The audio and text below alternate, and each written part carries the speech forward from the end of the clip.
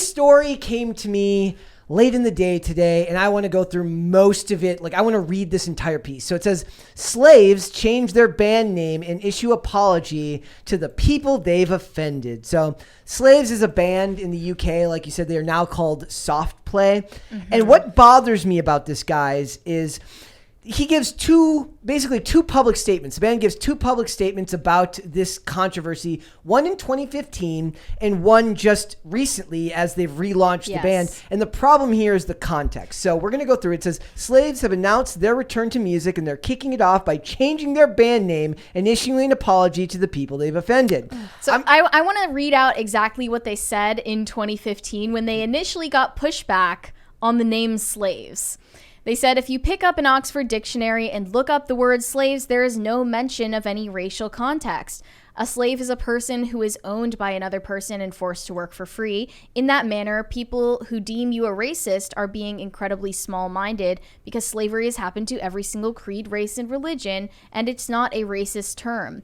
There are days when we think, oh man, why did we pick this name? But now I look at it, it's important. It says a lot about the time we live in, that freedom of speech is so overanalyzed that you can't even use words. Yeah. This contrasts greatly with what they came out and said today and are getting trashed for saying in a Notes app apology. I hate Notes app apologies because they show so how awful. Low effort and how little thought was put into them. It's like, I was laying in bed and figured I'd write this today. Yeah, so, and it also kills me that in the replies to today's apology, there are multiple people with tattoos of the Slaves band name, their logo, saying like, am I supposed to regret this now? Because like, now they're being called out the same way, and they're essentially calling their own fans racist for being complicit with the old It was a very name. similar situation with Lady Antebellum. They put out all those songs in like 2005, 2010, got super popular, and then they changed their name to Lady A because it was seen as too offensive. And the Dixie Chicks are just the Chicks. Yeah, the Chicks. Country bands, apparently. You're not allowed to be country at all anymore. The Chicks. The women.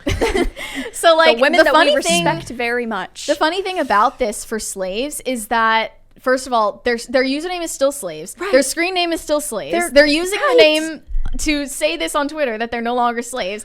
And now they're coming back from a hiatus just to make this announcement and not release music at the same time. Yep. It's completely a PR stunt to draw more attention to the band, probably before they roll out a new album or a new load of singles. And instead of marketing it the normal way, they use virtue signaling and bending the knee to some woke mob that barely even exists. Like, I don't even think that they were receiving that much criticism for their name. They're just drumming it up now so that more people pay attention to them and stream their stuff. Right. They're hoping that it will maybe bring in a new key audience and Crystal Chicks to go to their shows. I don't know who they're trying to appeal to here. Maybe they want to go, TikTok viral. One of their songs is going to be heavily promoted on TikTok now, and then everyone's going to love them, and they're going to be like, wow, look at this. This was great. So it says, however, we now recognize that our original intent doesn't change the fact that the name Slaves is an issue. In this day and age, we believe it is very important that people change and make improvements no matter how far down the line they are.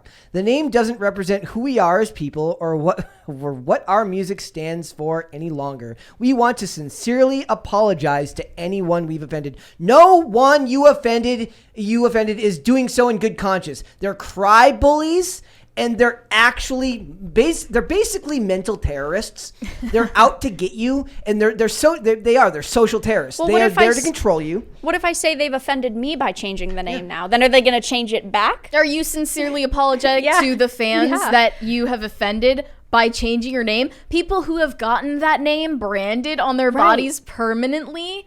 Honestly, I feel like maybe companies don't want to work with them because of their name. You think? And they're facing a lot, and they're trying to maybe start getting ready to release a new album.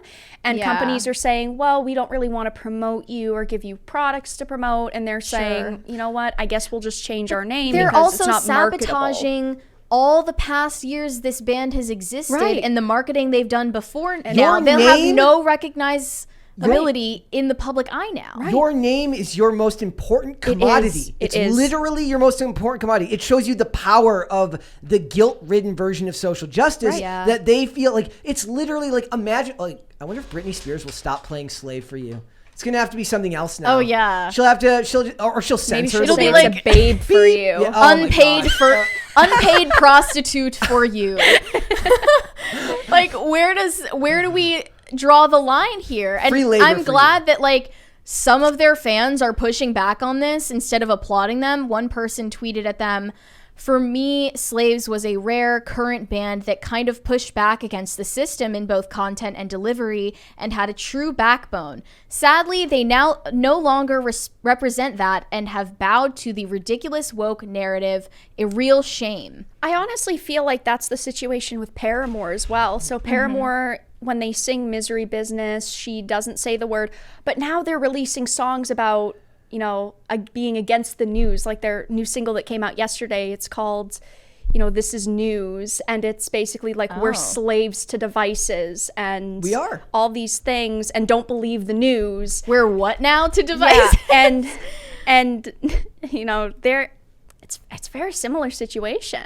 Here, it says, however, we feel that the time now has come to pick back up where we left off, they said. But before that, they wanted to address something important. They continued, "We called our band Slaves. It was intended solely as a reference to the grind of the day-to-day life. As younger men, we responded to criticism of the name from a place of fear and defensiveness. Feeling backed into a corner, our own pride caused us to fight for our name we weren't even sure we wanted anymore." You're lying. You gave a calm, concise, reasonable explanation as to why your name was that before. Right. It made way more sense. And it was a good statement. You are clearly in fear now. Yeah, they're reacting in fear because they don't think that the current climate will receive them as well as they did back when the band started. But yeah, they're giving up their identity of an artist group that can push boundaries anymore. And now people are like making fun of them because soft play, of course, sounds inherently like talking about foreplay. They should have changed their name to Indentured Servants. So here are some responses. One person quote tweeted saying, "Everyone go laugh at the angry white guys in the comments who think pronouns are cringe." They are. Yikes. Another person said, "Did I just wake up in 2014? Valid question. I've never like seen something this much of a throwback to like when anti-SJW YouTubers were a thing." Is this also like, are we really in this era anymore? I felt like we were past this. Like, I feel like the outrage would have been there for a couple of days. Get yourself through it. Weather the storm. Just do what all the smart people do. Don't address it. Right. Chris Brown beat the crap out of Rihanna, and he just didn't address it. And she like forgave him, and they moved on with their lives. And obviously, unfortunately, that is kind of the playbook for how to rebuild your reputation is to just not address the criticism, whether or not it's valid. And what Chris Brown did was actually wrong and awful. What these people did was not wrong and awful. You do yourself a disservice by not standing your ground. Right. How can anyone take you seriously if you won't stand by something as simple as a name that you gave a perfectly reasonable explanation to? Like, calling somebody a slave to the daily grind is a common colloquial phrase that everyone has heard before. Is our language really that locked up behind social messaging that you're not allowed to even joke or make, it's not even a joke, to not make some type of, off the cuff reference that doesn't mean it's exact wording? Right. They're clearly just doing this as a grab for attention as they come back from a hiatus. And they're hoping that the reaction from their fans will be, okay, this PR statement is kind of weird, kind of disingenuous and robotic, but I'm just so glad that they're back to make new music. I'm going to ignore it. Right. And again, I personally feel like it's companies. Companies don't want to work with them because they're saying, well, your name, it's just not it. Change your name and then we'll talk again. Because the companies are also reacting in fear. Right. All of these corporations think that someone criticizing them on Twitter, like a Joe Schmo 32, literally a Joe Schmo 32, saying that they're, condoning slavery or condoning racism in a tweet that could possibly be written by a bot. The baby boomers that run these corporations don't realize that that's not a catastrophic event for their company. Right. And they just react hastily to denounce anything. Perhaps this changes when Gen Z and beyond get into those positions of power where they're understand better to how understand trivial these reactions are. How, I mean, granted, the idea is that they're being raised to actually, like, the people who are putting the kibosh on this, she hates it. The kibosh. I cannot believe you say that. The people putting the kibosh on this now are doing so because they don't realize that it's actually a small minority that think this way. Right. The people who will put the kibosh on it in the future just actually agree with them. Just because that minority can be loud. Yeah. Yep. I think they need to put the kibosh on the name Soft Play because it's a horrible replacement. Even if you did want to replace the name, why Soft Play? Maybe they go on tour with Coldplay and then pick up with another. And then they'll do a collab called Cold Soft.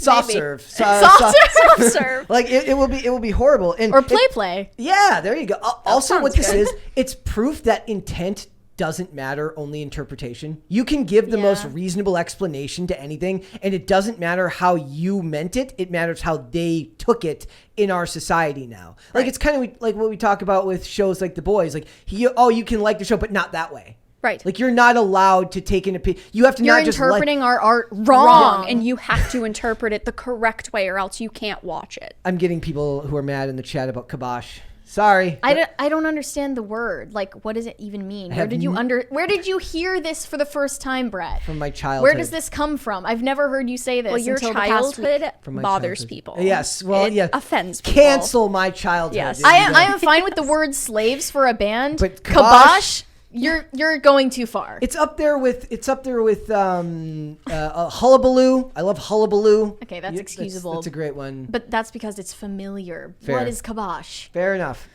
All I'm saying is, like, look, imagine being like the people who have to go to see these shows now with those tattoos, and now they're just that like, is so I was more depressing. committed than you were. They're That like, is so sad. We officially cancel all of our fans. Since we were a new band, if you liked this name, then you're racist. Isn't Slav short for Slavic? I believe that's where the term comes from. Well, slave, the English word slave comes from Slavic. It derives from the word Slav. They should have changed their name to the Slavs. The Slavs. Then it would be fine. I don't know if either of them are Slavic, but they could have done that, and that would have been fine. I'm like, look, Go I'm on Slavic. tour with Molchat Doma. I'm Slavic at heart, and they become a Norwegian death metal band. That would be cool. Norwegian is not different. Slav. I'm. It's a joke. Actually? Actually. Okay. That was literally the living embodiment of actually. You do not. it way more than me. Okay. Yes, fair enough. Thanks for watching this clip, guys. If you want to see full episodes or follow us on social media, links are in the description below. Bye.